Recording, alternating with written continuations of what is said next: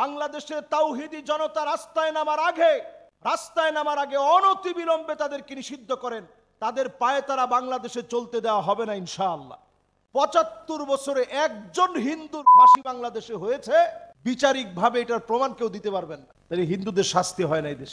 এবং আমরা দেখেছি বাংলাদেশে দুধ কলা দিয়ে কালসাপ এমন ভাবে পোষা হয়েছে। বর্তমানে আমরা ইসকনের যে অপতৎপরতা দেখতে পাচ্ছি, বাংলাদেশের প্রথিতযশা একজন আলেম মাওলানা মুহিবুল্লাহ আজমি, উনাকে যেভাবে গুম করা হলো, এই দৃশ্য থেকে কি এখনো ইসকন বন্ধের দাবি তোলার সময় হয়নি? ইসকন বন্ধের ব্যাপারে ১৯৭২ সাল থেকে শুরু করে ২০২৫ সাল পর্যন্ত সুদীর্ঘ ৭৫ বছরে একজন হিন্দুর ফাঁসি বাংলাদেশে হয়েছে, বিচারিকভাবে এটার প্রমাণ কেউ দিতে পারবেন না। তাহলে হিন্দুদের শাস্তি হয় না এই দেশ। এবং আমরা দেখেছি বাংলাদেশে দুধ কলা দিয়ে কালসাপ এমন ভাবে পোষা হয়েছে।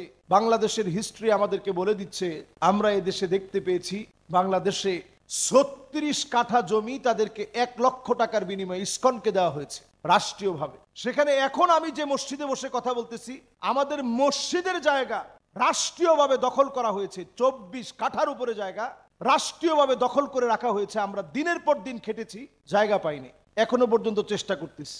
বাংলাদেশের যে আলেম মিম্বার থেকে ইসকনের বিরুদ্ধে আওয়াজ তুলেছে, তাকে যারা অ্যারেস্ট করে, তাকে যারা গুম করে আটকায় রেখেছে, একটা অ্যাম্বুলেন্সে করে তিনি হাঁটতে গিয়েছিলেন। এই যে মজু খান আছে, আপনারা জানেন টঙ্গীতে যে মজু খান, এই মজু খানে তিনি সকালবেলায় হাঁটতে গেছেন। দেখেন আমাদের দেশটা আমরা কোথায় নিয়ে যাচ্ছি। এই হাঁটতে যাওয়ার সময় উনার অপারেশনের জায়গার ভিতরে আঘাত করে একজন আলেমকে মেরে অপারেশনের জায়গার মধ্যে আঘাত করে এরপরে বাস চলে গেছে। অপারেশনের জায়গার মধ্যে আঘাত করে তাকে অজ্ঞান বানায়া অ্যাম্বুলেন্সের ভিতরে নিয়ে চলে গেছে। উদ্দেশ্য ছিল পঞ্চগড় দিয়ে ওনাকে পাচার করে দেওয়া হবে, ভারতে নিয়ে ওনার উপরে জুলুম করা হবে। এর আগে অনেকগুলো চিঠি ওনাকে দেওয়া হয়েছে, যেই চিঠিগুলোর ভিতরে ছবির মধ্যে স্পষ্ট দেখানো হয়েছে যে আপনার গলা কাটা হবে।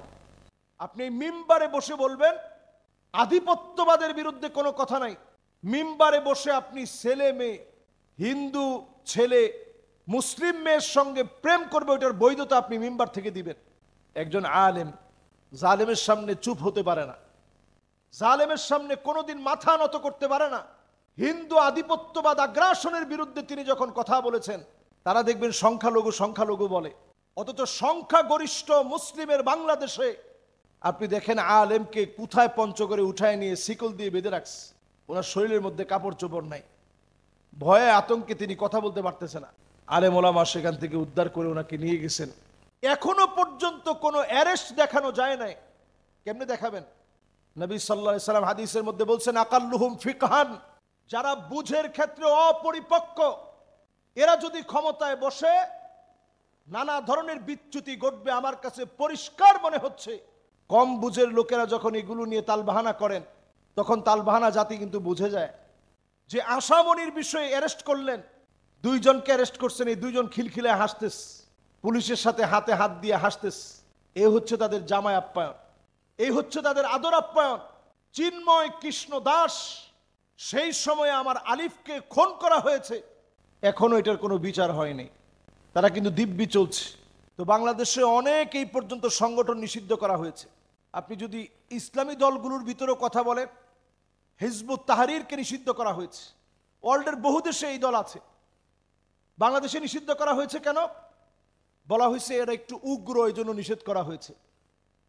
আপনি হিজবুত তাহরিরকে উগ্র বললেন, অথচ ইসকনের মতো আস্পর্ধা যারা দেখিয়েছে, চরম উগ্রতা যারা প্রদর্শন করেছে, এদেরকে আপনি নিষিদ্ধ করার সাহস করেন না। এটা বাংলাদেশের স্বাধীনতা সার্বভৌমত্বের জন্য একটা হুমকি হয়ে যাবে। অনতি বিলম্বে ইসকনের ব্যাপারে সিদ্ধান্ত নেন। এবং মুসলমানদেরকে আমি সতর্ক করছি, আপনার সন্তান কার সঙ্গে চ্যাট করছে, কথা বলছে, এগুলো সজাগ হন। আজকে পরিকল্পিতভাবে মুসলমানদের বিরুদ্ধে তারা একটা যুদ্ধ চালাচ্ছে। আমরা গজওয়ে হিন্দের কথা বলি, তারা কিন্তু অলরেডি প্রস্তুতি নিচ্ছে। এর মধ্যে মুসলিম রমণীদেরকে কিভাবে গ্রাস করা যায় সেই পায়ে তারা প্ল্যান তারা চালাচ্ছে। এজন্য এই সময়ে আমাদের প্রত্যেকের কিন্তু সজাগ থাকা দরকার। তাদের আগ্রাসনের বিরুদ্ধে কথা বলা উচিত। বাংলাদেশের তাওহীদি জনতা রাস্তায় নামার আগে রাস্তায় নামার আগে অনতি বিলম্বে তাদেরকে নিষিদ্ধ করেন, তাদের পায়ে তারা বাংলাদেশে চলতে দেওয়া হবে না ইনশাআল্লাহ। আল্লাহ রাব্বুল আলামিন আমাদের সবাইকে অমুসলিমদের আগ্রাসন, তাদের চক্রান্ত বোঝার এবং এগুলো থেকে বের হওয়ার আল্লাহ রাব্বুল আলামিন হিম্মত দান করুক। প্রত্যেক খতিব যেন তাদের মিম্বার থেকে ইসকনের বিরুদ্ধে, ভারতীয় আধিপত্যবাদ আগ্রাসনের বিরুদ্ধে যেন কথা বলতে পারে, এই হিম্মত, এই জ্ঞান যেন আল্লাহ তাআলা দান করেন।